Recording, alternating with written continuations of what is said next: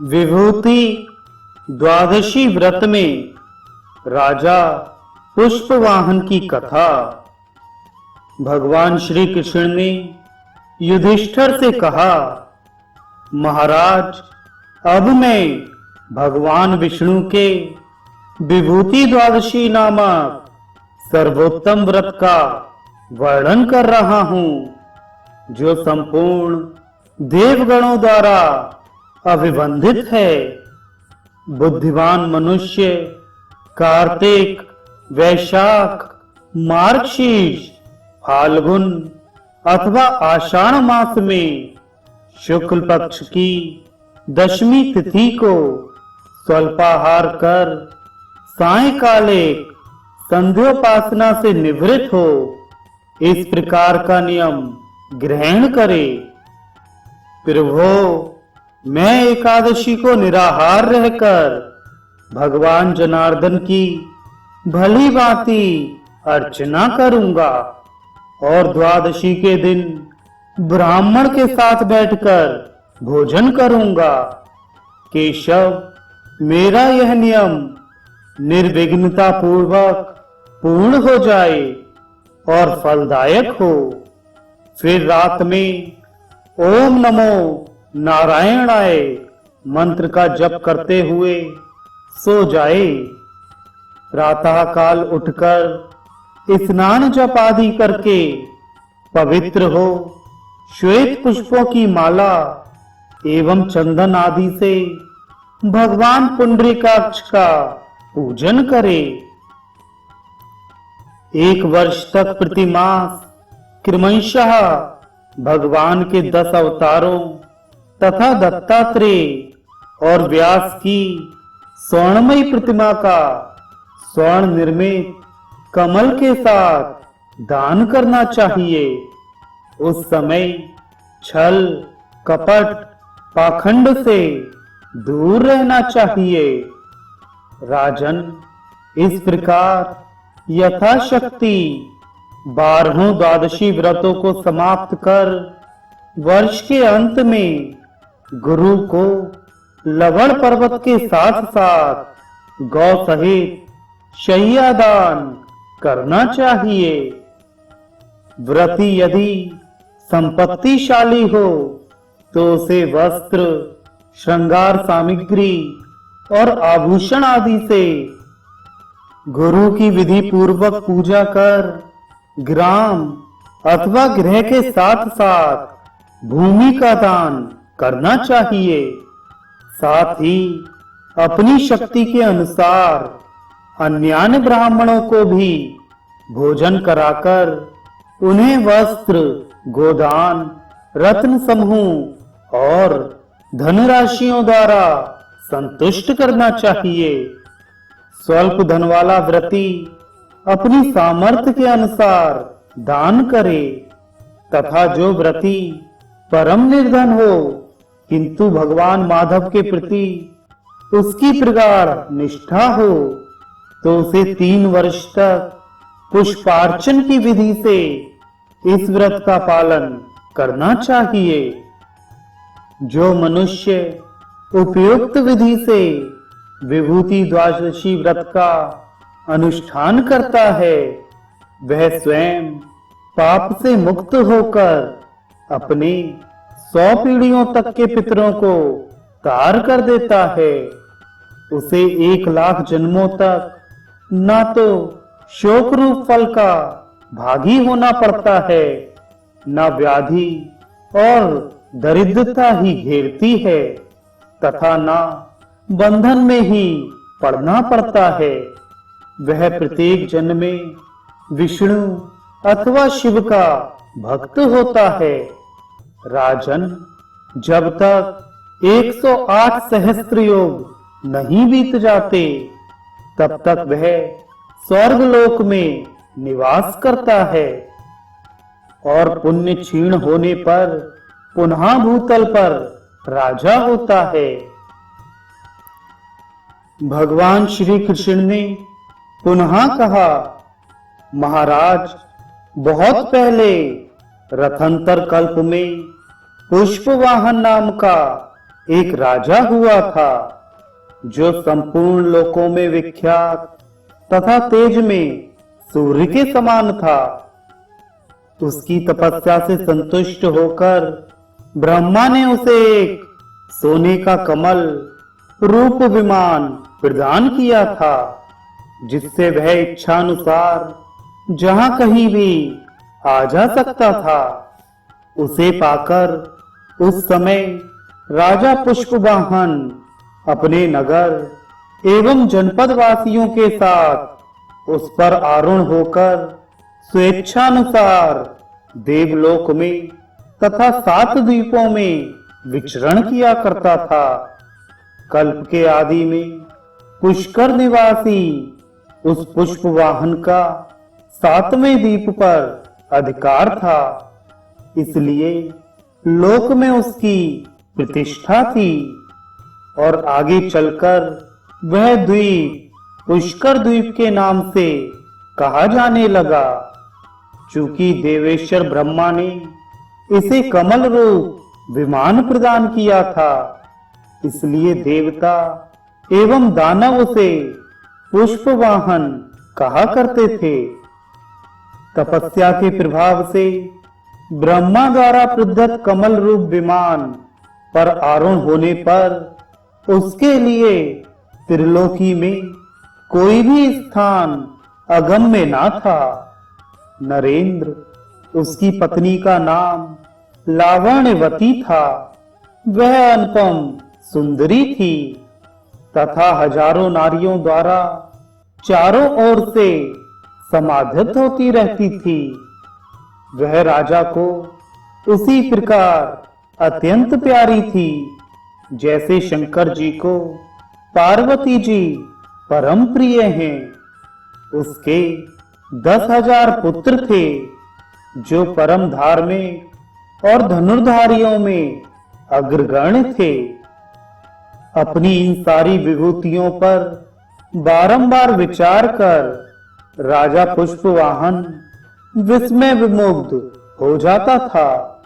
एक बार प्रचेता के पुत्र मुनिवर वाल्मीकि राजा के यहाँ पधारे।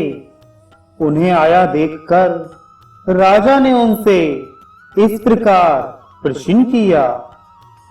राजा पुष्पवाहन ने पूछा, मुनीन्द्र, किस कारण से मुझे यह देवों तथा मानवों द्वारा पूजनीय निर्मल विभूति तथा अपने सौंदर्य से समस्त देवांगनाओं को पराजित कर देने वाली सुंदरी भार्या प्राप्त हुई है?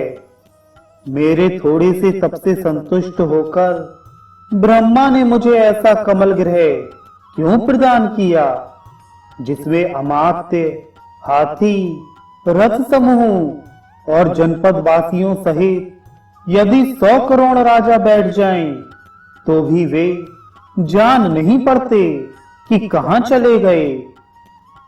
वह विमान तारागणों, लोकपालों तथा देवताओं के लिए भी अलक्षित सा रहता है।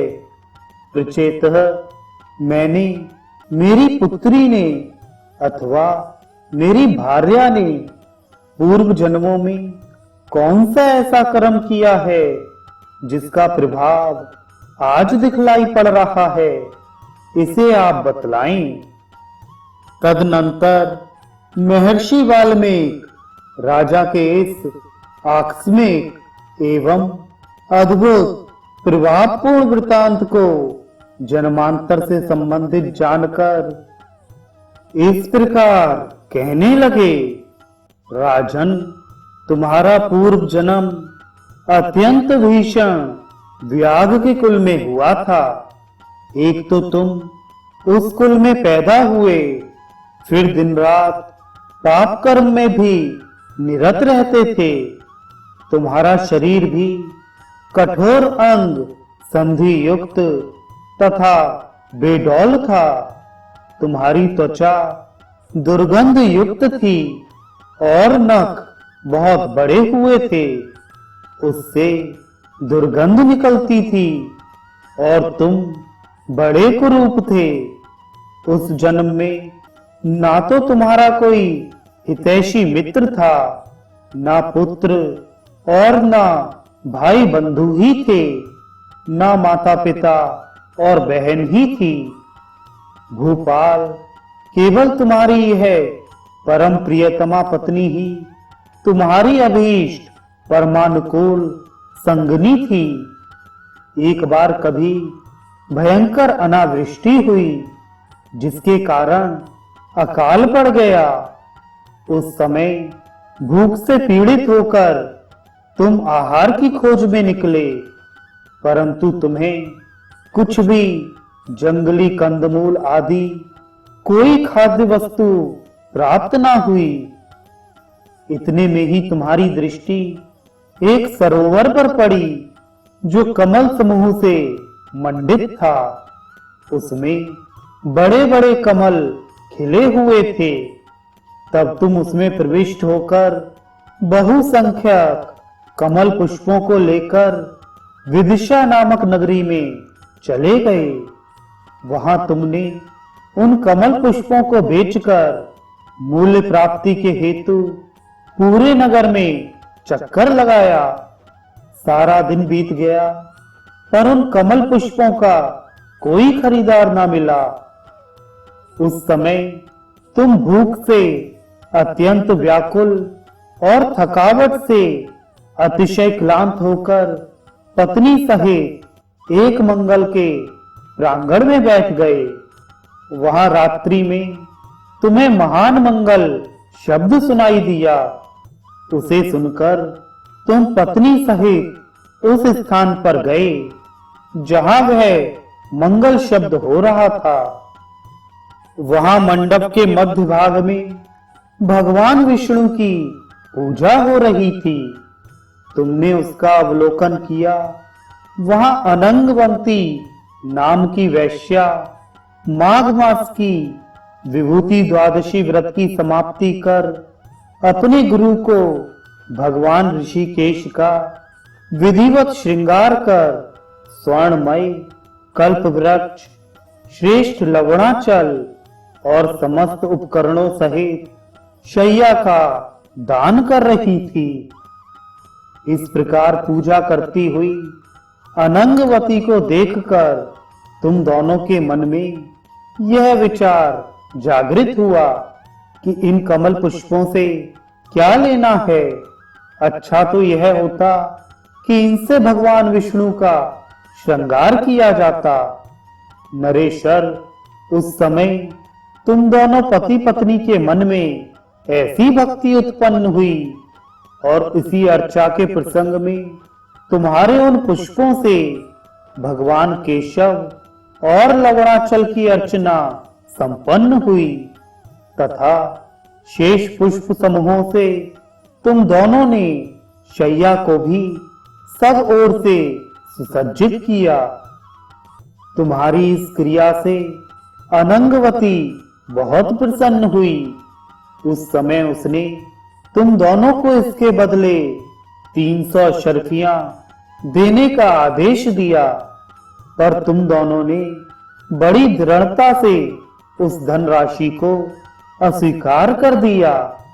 भूपते, तब अनंगवती ने तुम्हें भक्ष्य, भोज्य, लेह, चोष्य 4 प्रकार का अन्न लाकर दिया और कहा भोजन कीजिए, किंतु तुम दोनों ने उसका भी परित्याग कर दिया और कहा वरानने, हम लोग कल भोजन कर लेंगे।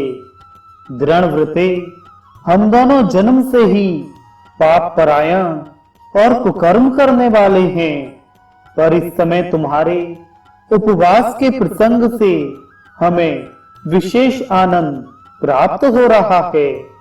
इसी प्रसंग में तुम दोनों को धर्म का लेशांश प्राप्त हुआ और तुम दोनों ने रात भर जागरण भी किया। दूसरे दिन प्रातः काल अनंगवती ने भक्ति पूर्वक अपने गुरु को लवणाचल सहित शैया और अनेकों गांव प्रदान किए। उसी प्रकार उसने अन्य 12 ब्राह्मणों को भी स्वर्ण, वस्त्र, अलंकार आदि सहित 12 गौएं प्रदान की।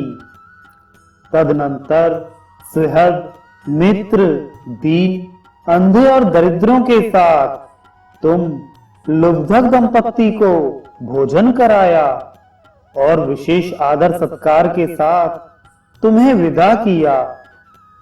राजेंद्र, वह सपत्नीक लुब्धक तुम ही थे जो इस समय राजराजेश्वर के रूप में उत्पन्न हुए हो। उस कमल समूह से भगवान केशव का पूजन होने के कारण तुम्हारे सारे पाप नष्ट हो गए तथा दृढ़ त्याग, तप एवं निर्लोभता के कारण तुम्हें इस कमल मंदिर की भी प्राप्ति हुई है। राजन, तुम्हारी उसी सात्विक भावना के महात्म्य से तुम्हारे थोड़े से ही तप से ब्रह्म रूपी भगवान जनार्दन तथा लोकेश्वर ब्रह्मा भी संतुष्ट हुए हैं। इसी से तुम्हारा पुष्कर मंदिर स्वेच्छानुसार जहां कहीं भी जाने की शक्ति से युक्त है। वह अनंगवती वेश्या भी इस समय कामदेव की पत्नी रति के सौत रूप में उत्पन्न हुई है। यह इस समय प्रीति नाम से विख्यात है और समस्त लोकों में सबको आनंद प्रदान करती तथा संपूर्ण देवताओं द्वारा सत्कृत है।